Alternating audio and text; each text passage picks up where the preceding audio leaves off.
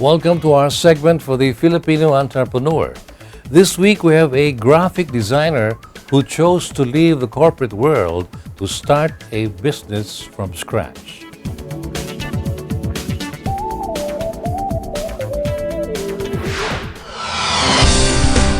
Arvin Tan graduated from the University of Santo Tomas with a degree in graphic design advertising. After graduation, he held jobs at a local advertising agency and eventually became a freelance graphic artist.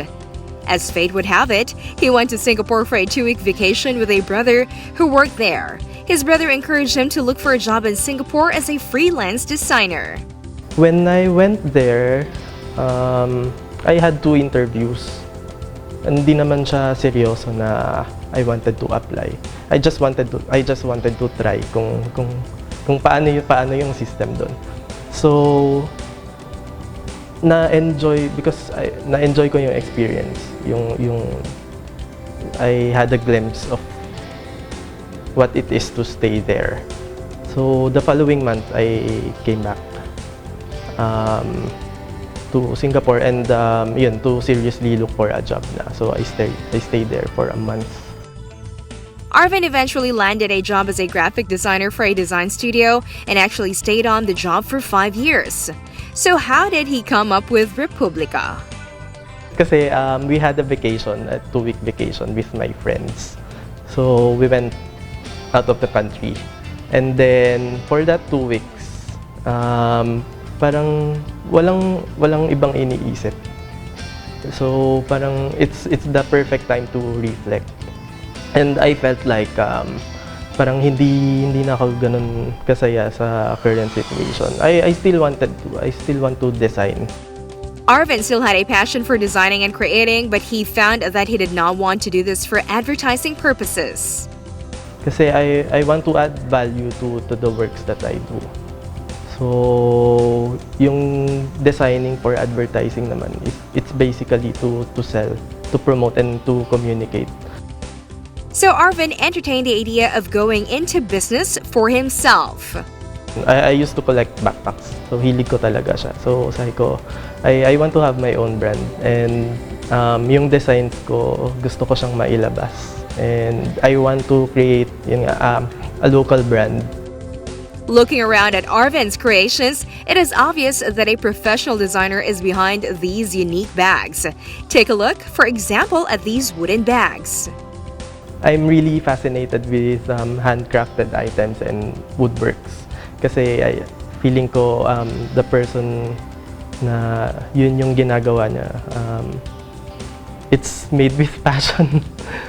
So gusto ko sanang gumawa ng product that's made of wood. And since yung bags nga talaga yung hilig ko din, so I came up with a wooden bag. Arvin says that coming out with just one bag isn't as simple as it looks. This designer took a whole year to come up with one line. Before I launched, I was working on it for almost for a year. So yung preparation was really long. I was still in Singapore when I started thinking of the brand name of what kind of products that I'm going to do. And it's a long process kasi I have no any background in business. So everything is new to me. Arvin confesses that no one in his family is into entrepreneurship. In fact, when he finally decided to take the leap, he had no one to turn to for some sensible advice. Instead, he took it up upon himself to learn the ABC of going into business and ran into his first string of challenges.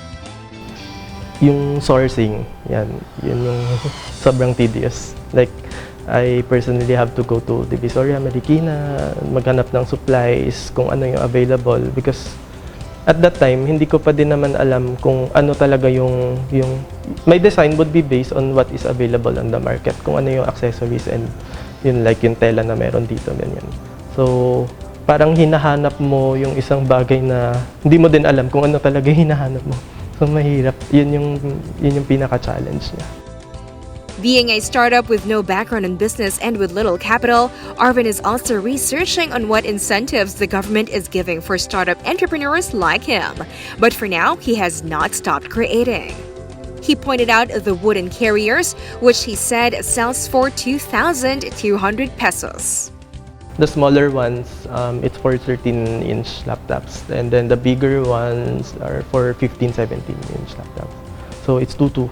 And then for the backpacks, this one is 1,590 retail price. I have 3 colors available. I have a red one, but it's almost out of stock na, so hindi ko na siya din-display.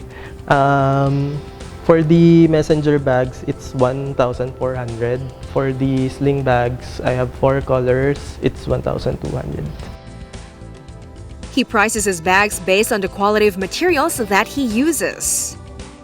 So, the designing is a very long process because ayoko naman siya ding ilabas ng feeling ko hindi pa 100%. So, design, and then the next step is to do the prototype. It also takes a lot of time and revisions as well. So before, like for this one, when I came up with the backpacks, siguro the process is around 3 months with my current manufacturer. But before that, I have talked to other manufacturers. Mas matagal pa. Ganun din, it always takes months to do the design and the sample pa lang yun. Arvin says he is now over his initial challenges but faces entirely new challenges now. Before, the challenge is to find the suppliers and manufacturers and to be able to create a good relationship with them. And then the next challenge would be to sell. How am I going to sell the product? And currently, ang challenge sa akin is because I have tried selling online and sa mga exhibitions and bazaars. So I want to find more ways to make my bags more visible to the market. So my goal this year is to be able to consign with different stores around the metro. So, at least sa physical shop, meron na rin siyang presence, hindi lang online. Getting those positive feedbacks from people who have bought a bag from him means a lot to Arvin, and this is what inspires him to forge ahead. Here's his advice for startups like him. A very practical advice is to save. If you have plans of embarking into having your own business, ito, very practical na advice is to start saving. So at least there's less pressure to deliver. Having launched only last July, Arvin does not have an extensive line yet, but it is growing slowly.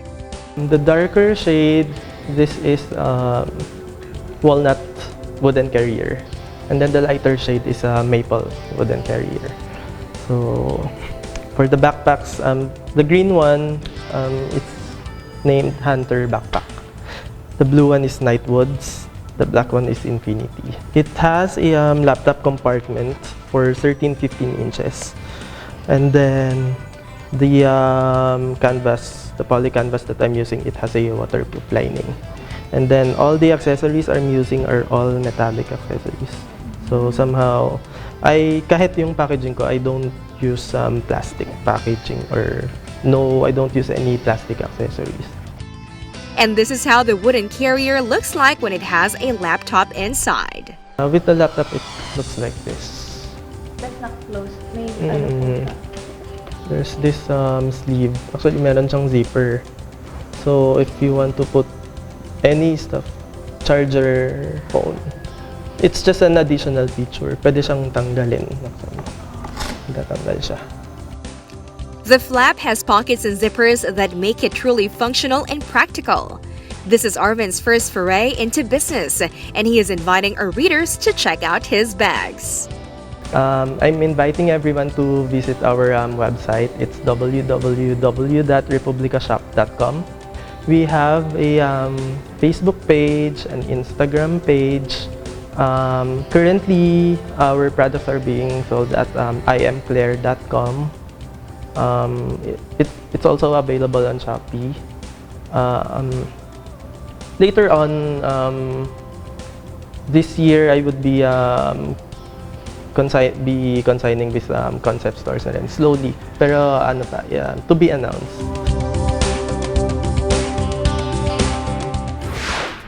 That was Arvin Tan, owner of Republika, the brand of bags he designs and is proud of as a proudly Pinoy product.